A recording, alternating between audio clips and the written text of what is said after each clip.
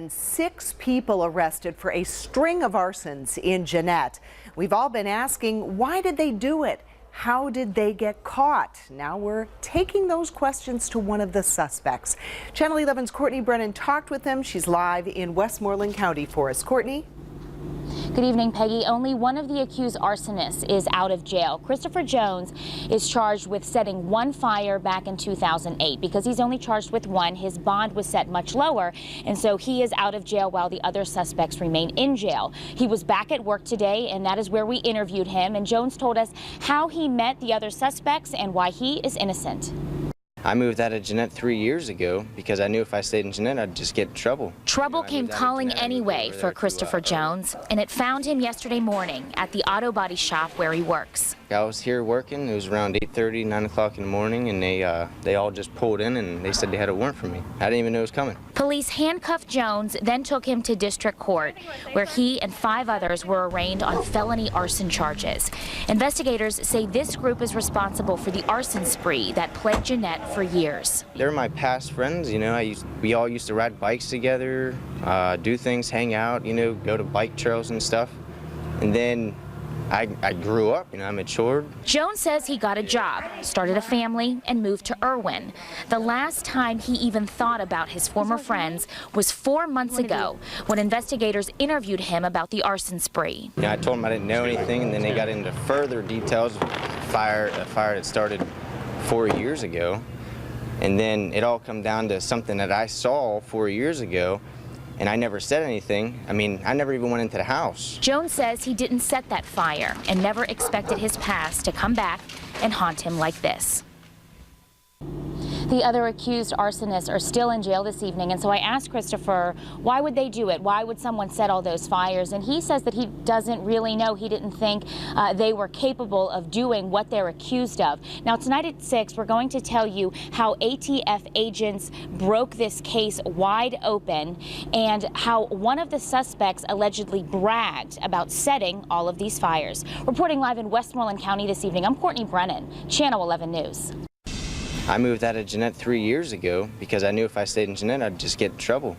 But his past came back to haunt him. One of the 6 men taken into custody for the Jeannette arsons is speaking out, and only on 11. He wants to make sure his story gets told, that he didn't do it. Christopher Jones told us at 5 how he just ran around with the wrong crowd. So how did police find their suspects? Well, new at 6. We're hearing how they cracked the case. Channel 11's Courtney Brennan live with an inside look now at the investigation. Courtney. David, this investigation went on for years, and it didn't seem like they were making much progress, and so the ATF was called in back in February to help. Today we learned how ATF agents broke this case wide open, and then we also talked with someone who says one of the suspects allegedly bragged about all the fires that he set. He talked about the arson 8 months ago. He was going, yeah, the cops should be picking me up here any minute. Constant boasting. That's what Ralph Deep says he always heard from his tenant, Roger Adair. Smug. He'd be smug like, oh, the cops are after me. Oh, and I didn't do it. Wink, wink, nod, nod, you know. The cops were after Adair and finally arrested him at his Jeannette home yesterday morning. Adair and his brother were part of a group charged in the arson spree that plagued this city for years.